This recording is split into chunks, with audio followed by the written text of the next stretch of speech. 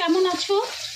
আমি তো খুব ভালো আছি। পার্লার থেকে এসে রান্না শুরু করেছি। আজকে ছোটো হাঁড়িতে ভাত বসিয়েছি, কারণ প্রতিদিনই ভাত আমার ফেলা যাচ্ছে। কালকে কিছুটা ভাত পড়ে আছে, দেখো এই দেখো, কালকে কিছুটা ভাত পড়ে আছে। তো আজকে কি রান্না করবো চলো দেখে নিই। আমি বাটা মাছ রান্না করব। আমার এক খোলা ভাজা হয়ে গেছে, এক খোলা দিয়েছি কড়াতে, আর কিছুটা আছে, এটা ভেজে নেবো। বাটা মাছটা পেঁয়াজ কলি আর আলু দিয়ে করব।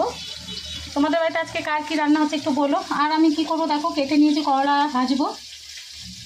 আর আমার কালকে পোস্ত আছে, তোমাদেরকে বলেছি যে আমার হাজব্যান্ড চিংড়ি মাছ খান না, তো পোস্তটা অনেকটাই হয়েছিল, তোমরা দেখেছিলে। তো যার জন্য পোস্তটা আমি নিজেই খাবো। তো অর্ধেকটা খেয়েছি আর অর্ধেকটা রয়েছে, আমার জন্য রেখে দিয়েছিলাম। আর কি রেখেছি দেখো, আর হচ্ছে ভর্তাটা, চিংড়ি মাছের খোলা বাটার ভর্তাটা অর্ধেকটা খেয়েছিলাম, আজকে অর্ধেকটা খেয়ে নেবো, ফেলবো না। কারণ খুব খুব মেহনত করে আমি বানাই এবং প্রচুর মশলা টশলা দিয়ে তৈরি করি, তো খাবার জিনিস ফেলতে নেই, তাই আমি ফেলবো না। তো তোমরা এই দুটো আইটেম আমার কালকের, কেন মিথ্যে কথা বলবো না, আমি এই দুটো কালকে আইটেম, চিংড়ি মাছ পোস্তটা অনেকেরই ভালো লেগেছে, সবাই রিভিউ দিয়েছে। আর হচ্ছে এইটা হচ্ছে মশলা, ধনে পাতা, পেঁয়াজ, আদা, রসুন দিইনি, আদা বাটা বেটে রেখেছিলাম, তারই একটু আছে, ওটাকে আমি এই মাছ দিয়ে করব। আর পেঁয়াজ কালি আলু দিয়ে মাছ দিয়ে করবো মশলাটা দিয়ে।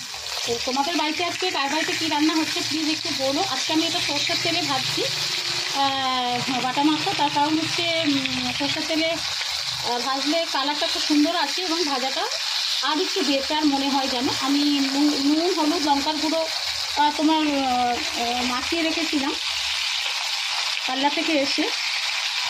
তো যাই হোক, তোমাদের বাড়িতে কার বাড়িতে কী রান্না আজকে হচ্ছে আমাকে কিন্তু প্লিজ জানিও। আমার তো এই রান্না হচ্ছে, তোমাদেরকে তো দেখাচ্ছি। ভাতটাও অর্ধেকটা হয়ে গেছে। আমি জানো তো পার্লার থেকে এসে তারপরে করি, যার জন্য ফেসবুকে আমার ব্লগ করে দিয়েছে, আমাকে Facebook comment blog, like blog সব।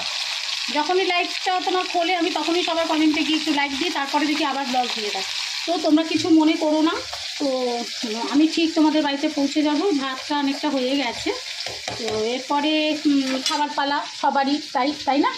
তো করলাটাকে আমি লাল লাল করে ভাজবো, নুন হলুদ আমি মাখিয়ে রেখেছি। আর তো বলে দিলাম মশলাতে পেঁয়াজ কলি আলু ভাজবো। তাহলে আজকে আমার হাজব্যান্ড খাবে পেঁয়াজ কলি আলু দিয়ে বাটা মাছ দিয়ে তরকারি, আর হচ্ছে করলা ভাজিয়া চাটনি করা আছে। আর আমার কিন্তু এই দুটো আইটেম তো থাকবেই, এই পোস্তটা থাকবে আর হচ্ছে এই ভর্তাটা কিন্তু সেই স্বাদ হয়েছিল খেতে। আর পোস্তটা তো আরও দারুণ হয়েছিল। পোস্ত একটু ভালো করে আবার দেখাই, কালকে তো তোমরা দেখেছো। আমার আইটেমটা একটু চেঞ্জ হয়েছে, বাটা মাছটা আমি ঝাল করেছি দেখো। আর হাজব্যান্ড বললেন পেঁয়াজ কলি আলু দিয়ে খাবেন না, তো ভাবলাম বাটা মাছের তাহলে ঝালটা করে ফেলি, মাখা করে গামাখা করে ঝাল করেছি।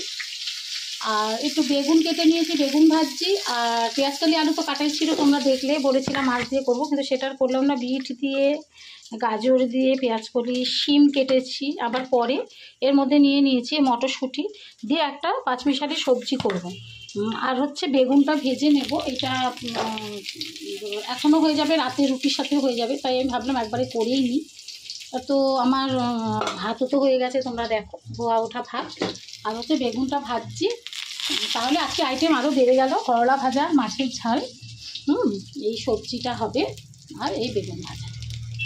বেগুন ভাজা অর্ধেকটা হয়ে গেছে, সবজিটা এরপরে করবো। সবজিটা যদি করি দেখাই তাহলে অনেকটা দেরি হয়ে যাবে বন্ধুরা, অনেক বড় ব্লগটা হয়ে যাবে। তো আমি এই বেগুন ভাজাটার পরেই আমি এই সবজিটা করে নেবো।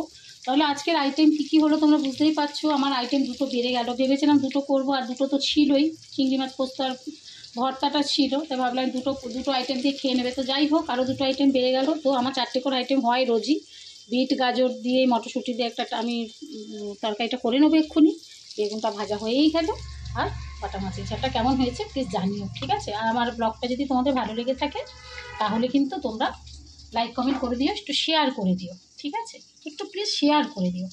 আর আমি কিন্তু ব্লগ খেয়েছি কমেন্টে, তোমরা কিছু মনে করো না, আমি পরে সবাইকে উত্তর দিয়ে দেবো।